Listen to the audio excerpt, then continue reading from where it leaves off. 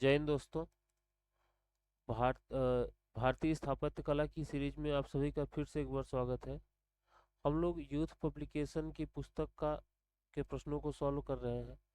23 number का chapter चल रहा है। 22 चैप्टर कंप्लीट हो चुके हैं और 23वें चैप्टर के 71 प्रश्न कंप्लीट हो चुके हैं। आज हम लोग 72 नंबर प्रश्न से आगे बढ़ेंगे और आगे के प्रश्नों को सॉल्व करेंगे।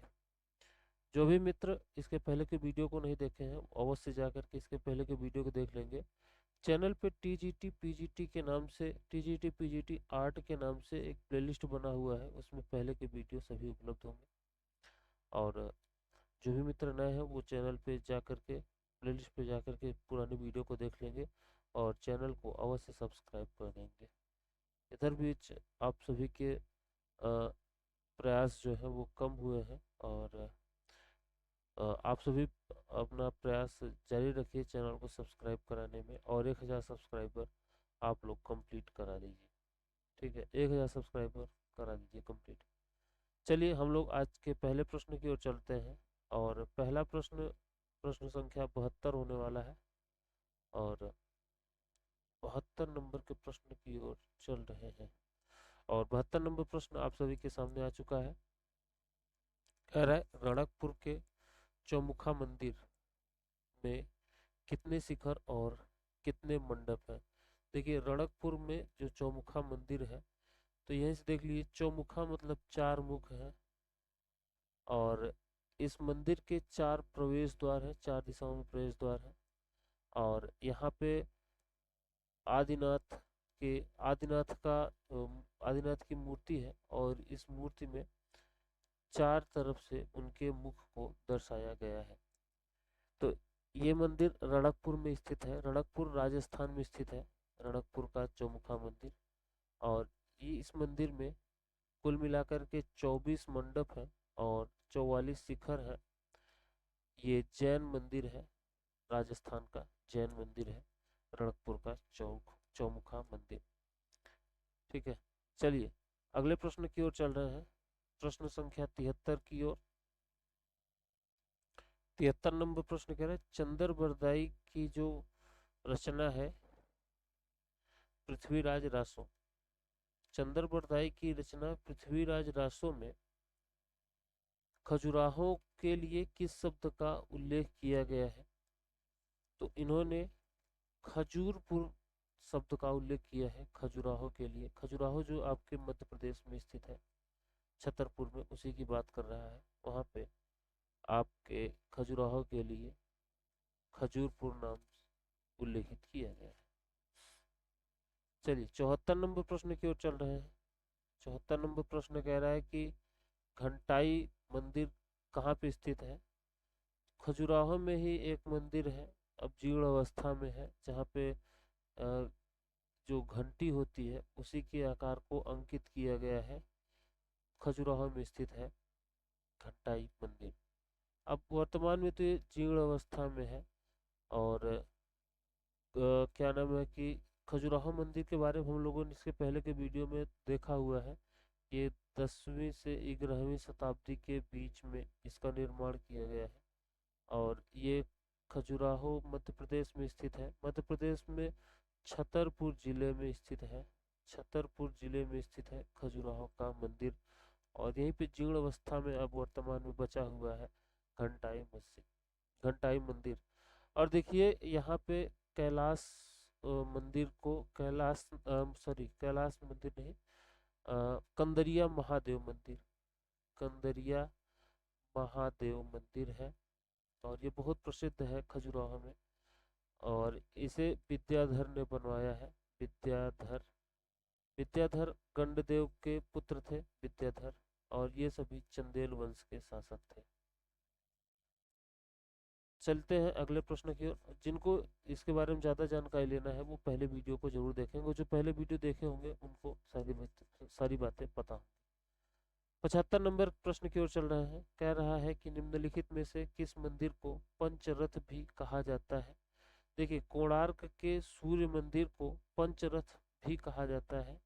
कोणार्क के सूर्य मंदिर को, कोणार्क का सूर्य मंदिर आप सभी को पता होगा ये उड़ीसा में स्थित है और उड़ीसा में कोणार्क का सूर्य मंदिर जो है इसे गंग वंश के शासकों ने बनवाया है। गंग वंश के शासक नरसिंह देव ने इसको बनवाया है। नरसिंह देव ने इसको बनवाया है। देखिए नरसिंह देव एक हो गए, एक हो गए नरसिंह वर्मन। नरसिंह वर्मन और नरसिंह वर्मन ने अ, आपके मल्लपुरम या महाबलीपुरम की स्थापना किया था। तो वो दूसरे हो गए नरसिंह वर्मन। हम बात कर रहे हैं नरसिंह देव की, जिन्होंने कोणार्क के सूर्य मंदिर की स्थापना कराई है। तो इसे ब्लैक पेगोडा भी कहते हैं क्योंकि ये काले रंग का है। अगले प्रश्न की ओर चल रहे हैं। प्रश्न संख्या 76 की ओर। 76 नंबर प्रश्न 76 नंबर प्रश्न कह रहा है कि स्थापत्य की दृष्टि से कोणार्क के सूर्य मंदिर को कितने भागों में बांटा जा सकता है। तो कोणार्क के सूर्य मंदिर को स्थापत्य की दृष्टि से 4 भागों में बांटा गया है। इसमें पहला भाग विमान हो गया, मतलब जो इस तरीके से मंदिर का ऊपरी छत मतलब ऊपरी भाग होता है, शीर्ष विमान हो गया, शिखर जिसे कहते हैं। दूसरा हो गया जगमोहन, यहाँ पे दर्शकों के बैठने का स्थान है। और नृत्य मंडप, आरती के बाद वाद्य यंत्रों से नृत्य करने का स्थान। भोग मंडप, देवी देवताओं के लिए भोग रखने का स्थान है। और कोणार्क का सूर्य मंदिर का निर्माण नरसिंह देव ने कराया है। 77 नंबर का प्रश्न आप सभी के सामने कह रहा है खजुराहो के मंदिरों में सबसे बड़ा, ऊंचा और कलात्मक मंदिर कौन सा है। हमने बताया कंदरिया महादेव मंदिर, जिसका निर्माण विद्याधर ने कराया था 1965 ईस्वी में। और ये खजुराहो समूह का सबसे प्रसिद्ध मंदिर रहा है। बाकी लक्ष्मण मंदिर भी है, चतुर्भुज इत्यादि मंदिर है, लेकिन इनमें सबसे प्रमुख है कंदरिया महादेव मंदिर। खजुराहो का जो मंदिर है ये प्रमुख रूप से मैथुन आकृतियों के लिए प्रसिद्ध है। मैथुन आकृतियों के लिए प्रसिद्ध है, सेक्सुअल मूर्तियों के लिए ये प्रसिद्ध है। लेकिन यहाँ पे और अन्य भी चीजें हैं जिनको लोग कम ही ध्यान देते हैं। वही सेक्सुअल जो मूर्तियां हैं वहाँ पे लोग ज्यादा ध्यान देते हैं। जैसे कि यहाँ पर भी यूट्यूब पे आप देखिए तो अन्य चीज़ें खूब देखी जाती हैं, लेकिन पढ़ने लिखने वाली चीज़ें कम ही देखते हैं और लोग सब्सक्राइब भी कम करते हैं। यही मेन कारण है कि इस चैनल पे भी सब्सक्राइबर कम है। कहीं नाच गाने वाला वीडियो हो तो खूब लोग देखते हैं उसको। 78 नंबर प्रश्न है तेजपाल और विमल शाही मंदिर स्थित कहाँ पे स्थित है। तो ये माउंट आबू में स्थित है विमल शाही और तेजपाल मंदिर। विमल शाही और तेजपाल मंदिर ये दोनों सोलंकी वंश के, तेजपाल और विमल शाही दोनों सोलंकी वंश के शासक के मंत्री थे। सोलंकी वंश के शासक थे भीमदेव, उन्हीं के मंत्री रहे हैं भीमदेव। और ये मंदिर जो है ये जैन धर्म से संबंधित है, ठीक है। और ये राजस्थान के माउंट आबू में स्थित है तेजपाल और विमल शाही मंदिर। तो यहाँ पे ऑप्शन नंबर सी इसका सही जवाब हो जाएगा, राजस्थान के माउंट आबू में है। 79 नंबर प्रश्न आप सभी के सामने आ रहा है, कह रहा है कंदरिया महादेव मंदिर किस भगवान को समर्पित है। महादेव भगवान शंकर को कहा जाता है। ऑप्शन नंबर बी इसका सही जवाब हो जाएगा। और 10वीं से 11वीं शताब्दी के मध्य इनका निर्माण कराया गया है खजुराहो समूह के मंदिरों का। 80 नंबर का प्रश्न आप सभी के सामने कह रहा है दक्षिण भारत में तमिलनाडु के ज्यादातर मंदिर किस शैली में निर्मित है। देखिए भारत में भारत को हम अगर इस आकार में देखें तो हम भारत के मानचित्र को बनाए अगर, तो यहाँ पे हम लोग देखते हैं इधर का जो क्षेत्र है, इधर इतना मान लीजिए तो उत्तर भारत में नागर शैली में मंदिर बने हुए हैं। उत्तर भारत में जो मंदिर बने हुए हैं वो नागर शैली में बने हुए हैं। नागर शैली में ये एरिया नागर शैली का रहा है। दक्षिण भारत का जो क्षेत्र रहा है यहाँ पे द्रविड़ शैली में मूर्ति मंदिर बने हैं। मंदिर स्थापत्य की द्रविड़ शैली यहाँ पे प्रयोग की गई। जो मध्य का एरिया है इन दोनों का संक्रमण क्षेत्र है और यहाँ पे वेसर शैली में मंदिरों का निर्माण किया गया है। तो भारत में अगर उत्तर से दक्षिण की ओर तीन भागों में इसको विभाजित करें मंदिर स्थापत्य में, तो नागर, वेसर और द्रविड़ इस क्रम में आते हैं उत्तर से दक्षिण। दक्षिण भारत में द्रविड़ शैली का मंदिर बने हुए हैं। 81 नंबर प्रश्न, मंदिर जिसे भारत का ब्लैक पैगोडा कहते हैं कोणार्क मंदिर के बारे में कह रहा है, और कोणार्क मंदिर को ब्लैक पैगोडा के नाम से भी जाना जाता है। कोणार्क के मंदिर में देखिए तो यहाँ पे एक और बात है, सूर्य मंदिर है। यहाँ पे सूर्य के तीन रूप को प्रदर्शित किया गया है। एक है सुबह प्रातः काल का, प्रातः काल को ब्रह्मा से, ब्रह्मा के चित्र से मतलब प्रदर्शित किया, प्रतीक किया गया है। ब्रह्मा जो कि संसार के सृष्टि करता है, सृष्टि करता है। दूसरा है मध्याह्न या जिसे दोपहर कह सकते हैं, और इसे संहारकर्ता या महेश के रूप में प्रदर्शित किया गया है। संध्या की बात की जाए, संध्या बेला में, संध्या बेला या शाम की बेला को ब्रह्मा विष्णु के रूप में चित्रित किया गया है, और ये पालन करता है, पालन करता है। तीन दीवालों में इस तरीके से चित्रित किया गया है सूर्य के तीन समय को, सूर्य के तीन अवस्थाओं को। तो हम बात कर रहे थे ब्लैक पेगोडा। ब्लैक पेगोडा इसके रंग को काला होने के कारण ये काले काले पत्थर से निर्मित किया गया है। काले ग्रेनाइट पत्थर से इसका निर्माण किया गया है। काले ग्रेनाइट पत्थर से, या कहीं कहीं स्लेटी ग्रेनाइट पत्थर से भी लिखा गया है, तो वो सारी चीजें वही है। कोणार्क का सूर्य मंदिर, और इसके बारे में बताया कि गंग वंश के शासक ने, नरसिंह देव ने इसका निर्माण कराया है। परशुरामेश्वर, मुक्तेश्वर और लिंगराज मंदिर, इनके बारे में बात कर रहा है। परशुरामेश्वर, मुक्तेश्वर और लिंगराज मंदिर, लिंगराज और जगन्नाथ मंदिर कहाँ पे स्थित है? तो ये सभी स्थित है आपके भुवनेश्वर उड़ीसा में। भुवनेश्वर उड़ीसा में ये सभी स्थित हैं। चलिए, ऑप्शन नंबर सी इसका सही जवाब हो जाएगा। ऑप्शन नंबर सी इसका सही जवाब हो जाएगा। चलते हैं अगले प्रश्न की ओर। 83 नंबर प्रश्न, 83 नंबर प्रश्न आप सभी के सामने कह रहा है, एक चट्टान से काटे गए मंदिर, चट्टान को काटकर मंदिर बनाया गया जिसे रथ पुकारा जाता है, ये कहाँ पे है? तो ये महाबलीपुरम है। ये मामल्य शैली में बने हुए मंदिर हैं। मामल्य शैली में बने हुए मंदिर हैं, और मामल्य शैली का अर्थ है पल्लव वंश के द्वितीय शासक, पल्लव वंश के द्वितीय शासक नरसिंह वर्मन, नरसिंह वर्मन का दूसरा नाम है मामल्ल, और इन्होंने जिस शैली को प्रचलित किया उसे मामल्य शैली कहते हैं। और इन्हीं के द्वारा महाबलीपुरम, महाबलीपुरम की स्थापना की गई, जो कि समुद्र के किनारे है। इनके पिताजी महेंद्र वर्मन, महेंद्र वर्मन, और महेंद्र वर्मन और नरसिंह वर्मन दोनों ने सैल को काट करके मंदिरों का निर्माण कराया है। जबकि इनके बाद के जो शासक हैं उन्होंने ईंट पत्थर को जोड़ करके मंदिरों का निर्माण कराया है।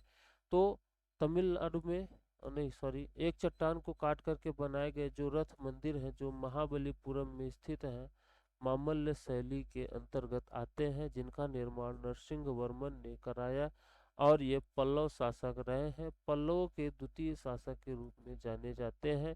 यहाँ पे जो महाबलीपुरम में रथ मंदिर है, इनमें आता है द्रौपदी रथ, रथ, उसके बाद फिर नकुल सहदेव रथ, फिर अर्जुन, फिर भीम, फिर आपके आता है धर्मराज। इसी तरीके से 8 रथ यहाँ पे बने हुए हैं, सबको पत्थर से काट करके बनाया गया है।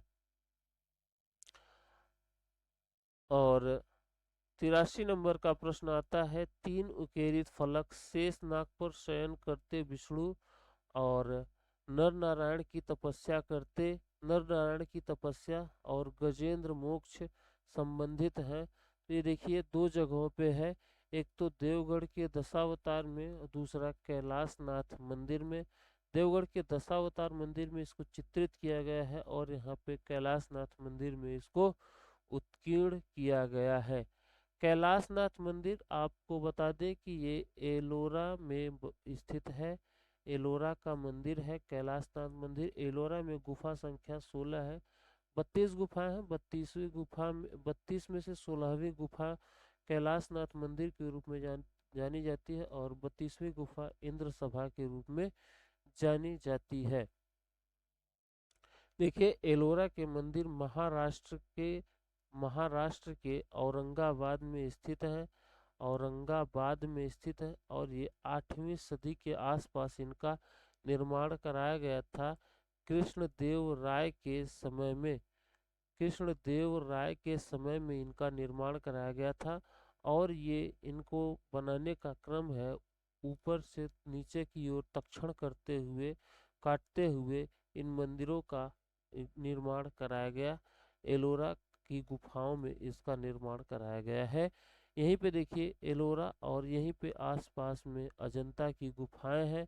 अजंता की गुफाएं और इनके बीच में लगभग 97 किलोमीटर का अंतर है और दोनों महाराष्ट्र के औरंगाबाद में ही स्थित है। हम बात कर रहे थे अ, हम बात कर रहे थे, कहाँ गया जी ये जो क्या नाम है कि 3 उकेरित फलक है। ये कहाँ पे स्थित है? तीनों उकेरित फलक में शेषनाग पर शयन करते विष्णु, मतलब इसे विष्णु साई अवस्था भी कहते हैं। और दूसरा है नर नारायण की तपस्या और गजेंद्र मोक्ष से संबंधित। दोनों जगहों पे है और दोनों सही होने चाहिए। ए और सी और डी। चलिए, देवगढ़ का दशावतार मंदिर ये उत्तर प्रदेश में है। देवगढ़ का दशावतार मंदिर। 85 नंबर प्रश्न की ओर चल रहे हैं। कह रहा है कि किस मंदिर में सूर्य भगवान की 3 प्रतिमाएं हैं? सूर्य भगवान की 3 प्रतिमाएं कोणार्क में है और सूर्य भगवान की 3 प्रतिमाएं इस तरीके से प्रदर्शित की गई हैं।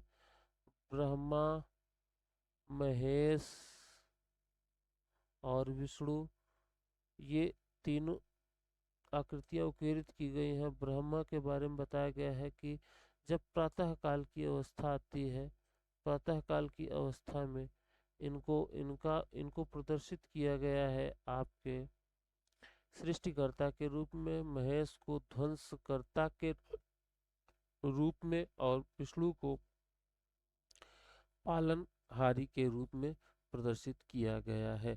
तो यही बात कर रहा है, कोणार्क में सूर्य की 3 प्रतिमाएं उकेरी गई है, 3 प्रतिमाएं बनाई गई हैं।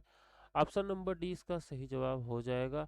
86 नंबर प्रश्न, आभानेरी से प्राप्त कुछ भवन और सजीव प्रतिमाएं किस संग्रहालय में स्थित हैं? आभानेरी से प्राप्त ये जो सजीव प्रतिमाएं हैं अम्बेर संग्रहालय में स्थित हैं। अम्बेर संग्रहालय में स्थित हैं ये सभी। और 87 नंबर प्रश्न की ओर चल रहे हैं। 87 नंबर प्रश्न आप सभी के सामने, भारत में ईसाई धर्म का प्राचीनतम मंदिर कहाँ पर स्थित है?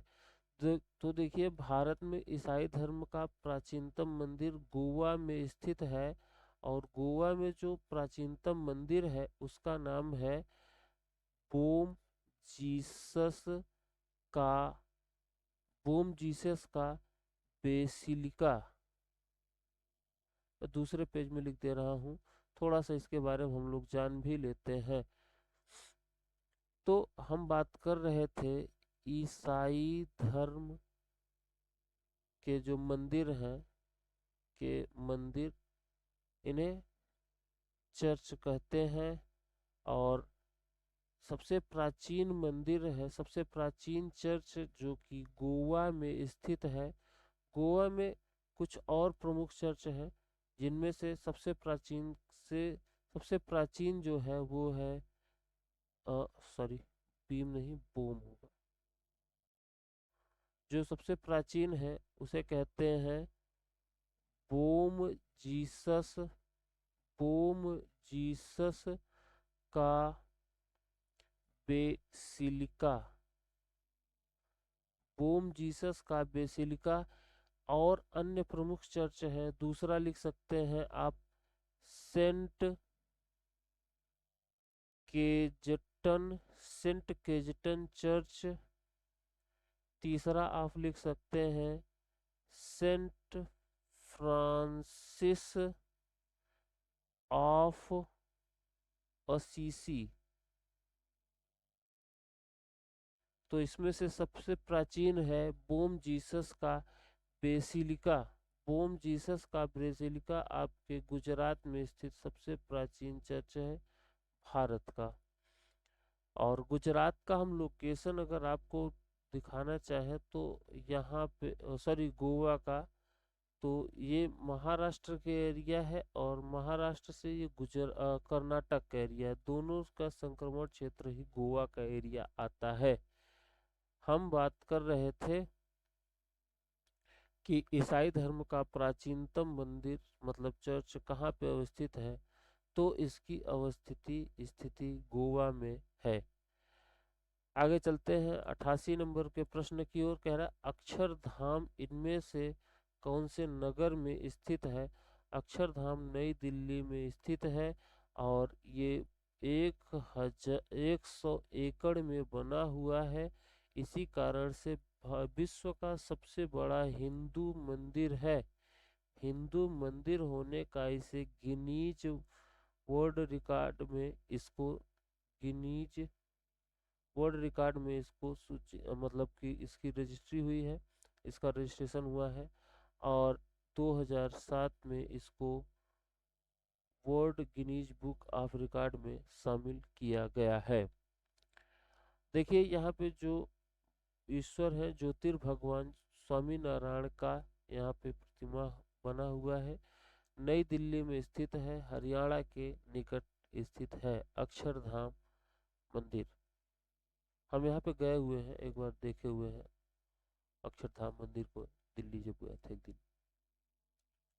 चलिए अगले प्रश्न की ओर चल रहे हैं।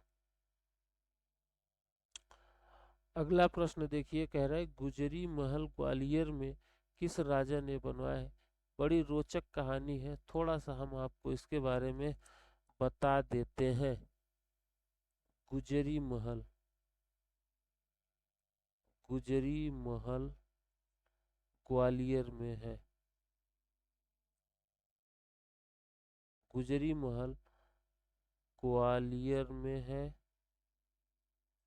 और ग्वालियर मतलब ये मध्य प्रदेश में है, मध्य प्रदेश में है ग्वालियर में। और इस महल का निर्माण, इस महल का निर्माण कराया था राजा मान सिंह, राजा मान सिंह तोमर ने। राजा मान सिंह तोमर ने इसका निर्माण 15वीं शताब्दी में करवाया था। और देखिए ये जो महल है, राजा मान सिंह की प्रेमिका थी, और अपनी प्रेमिका के ऊपर इसको बनवाए थे। इनकी प्रेमिका गुर्जरी थी, इनकी प्रेमिका गुर्जरी थी, जिसका नाम था मृगनयनी। और इन दोनों के प्रेम की कहानी वहाँ पे शैल उत्कीर्ण में अंकित है, अभी भी आप जाके उसे पढ़ सकते हैं। और देखिए ये जो महल है, गुर्जरी महल, ये संग्रहालय है, संग्रहालय वर्तमान में ये संग्रहालय है, और मध्य प्रदेश का सबसे पुराना संग्रहालय है। सबसे पुराना संग्रहालय मध्य प्रदेश का है गुर्जरी महल। और चीजें देखिए, अ, ये महल, यह ग्वालियर दुर्ग के यह ग्वालियर दुर्ग के भूतल में स्थित है। भूतल में स्थित है। यह ग्वालियर दुर्ग के भूतल में स्थित है। क्या? गुर्जरी महल। और देखिए, इस महल के भीतरी भाग को पुरातात्विक संग्रहालय में पुरातात्विक संग्रहालय की स्थापना की गई है। पुरातात्विक संग्रहालय की स्थापना की गई है इस महल के भीतरी भाग में। यहीं पे मतलब पुरातात्विक संग्रहालय की यहाँ पे स्थापना की गई है। और 1925 ईस्वी में इसके संस्थापक रहे हैं एम वी गर्दे। एम वी गर्दे के प्रयासों से ही यहाँ पे पुरातात्विक संग्रहालय बनाया गया। 1920 ईस्वी में, सॉरी 1920 ईस्वी में बनाया गया। 1922 ईस्वी में इसे दर्शकों के लिए खोल दिया गया। तो हम लोगों ने गुर्जरी महल के बारे में देखा। ये राजा मान सिंह और मृगनयनी की प्रेम कहानी का फल रहा है गुर्जरी का महल। किस राजा ने बनवाया? तो राजा मान सिंह तोमर ने इसका निर्माण कराया था 15वीं शताब्दी में। कह रहे गुर्जरी महल कहाँ पे स्थित है? तो ये ग्वालियर में स्थित है, मध्य प्रदेश के। गुर्जरी रानी का नाम क्या है? तो मृगनयनी नाम था गुर्जरी रानी का, राजा मान सिंह, और इनका नाम वहीं पे अंकित है। एक दंतक कथा है कि डूब जा रहे थे राजा साहब, तो उनको ये मृगनयनी दिखी, तो दोनों में प्रेम हो गया और पत्नी बना ली उसको। बात करें मैच द फॉलोइंग, प्रश्न 92 नंबर है। कह रहा है कि ब्लैक पैगोडा कहाँ पे स्थित है? कोणार्क के सूर्य मंदिर को ब्लैक पैगोडा कहते हैं। सारनाथ का सिंह शीर्ष जो है ये भारत का राष्ट्रीय प्रतीक रहा है। नटराज की मूर्ति को कांस्य माध्यम में चोलों ने बनवाया। और चार बाग प्रणाली मुगल उद्यान की प्रतीक रही है। इस तरीके से इसको मैच करने पे ऑप्शन नंबर ए सही जवाब हो जाएगा। बात करें 93 नंबर के प्रश्न की, तो 93 नंबर प्रश्न कह रहा है स्कल्पचर पार्क। स्कल्पचर पार्क मतलब एक पार्क होता है जहाँ पे मूर्तियों का प्रदर्शन किया जाता है। एक पार्क क्या, समझ लीजिए एक प्रदर्शनी टाइप का होता है जहाँ पे मूर्तियों को प्रदर्शित की जाती है, उसे स्कल्पचर पार्क कहते हैं। स्कल्पचर पार्क वास्तव में व्हाइट क्यूब गैलरी के समान होते हैं। व्हाइट मतलब एक सफेद रंग का, क्यूब मतलब कि घन, और गैलरी मतलब कि कह सकते हैं कि एक ऐसी गैलरी, एक ऐसा रूम जो जिसकी दीवारें जो है वो सफेद रंग की होती है। यहाँ पे पेंटिंग्स या प्रदर्शनियाँ लगाई जाती हैं, और इसीलिए इसको सफेद रंग के होने के कारण इसको व्हाइट क्यूब गैलरी कहा गया। तो कहा जा रहा है कि स्कल्पचर पार्क वास्तव में व्हाइट क्यूब गैलरी होती है। दोनों में प्रदर्शन किया जाता है चित्रों मूर्तियों का, इसलिए ये बात सही है। तर्क कह रहा है क्योंकि दोनों ही तटस्थता की स्थिति को लेकर आकांक्षा करते हैं। तर्क भी सही है, ए और आर दोनों सही। ऑप्शन नंबर ए इसका सही जवाब हो जाएगा। वीरभूमि कहाँ पे स्थित है? तो वीरभूमि की स्थिति वीरभूमि में क्या स्थित है? इसके लिए प्रसिद्ध, सॉरी स्थित नहीं, प्रसिद्ध है।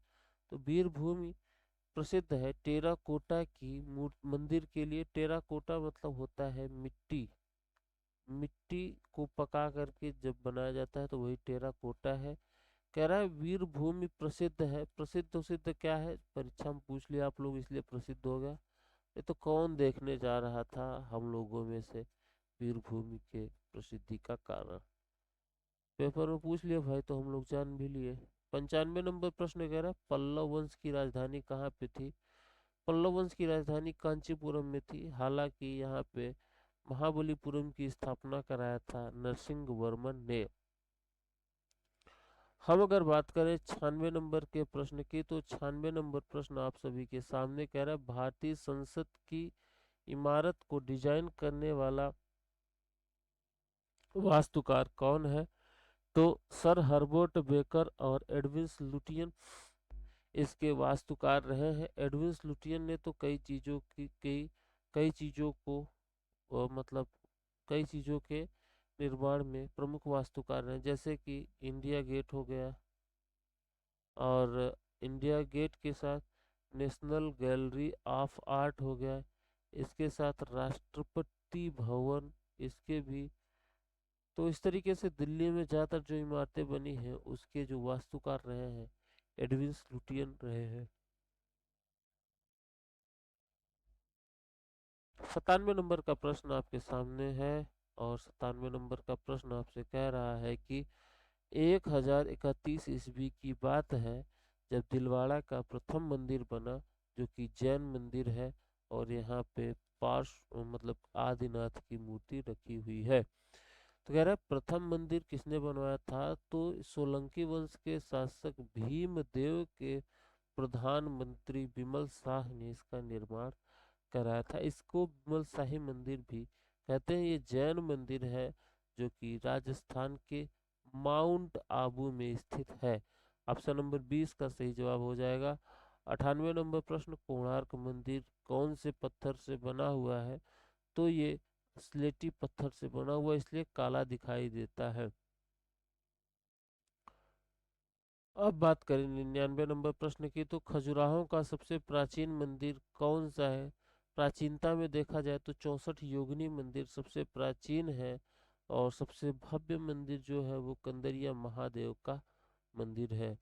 हम अगर आगे चले तो 100 नंबर के प्रश्न की ओर पहुंच जाएंगे और देखेंगे कि लिखा हुआ है आदिनाथ का मंदिर कहाँ पे है।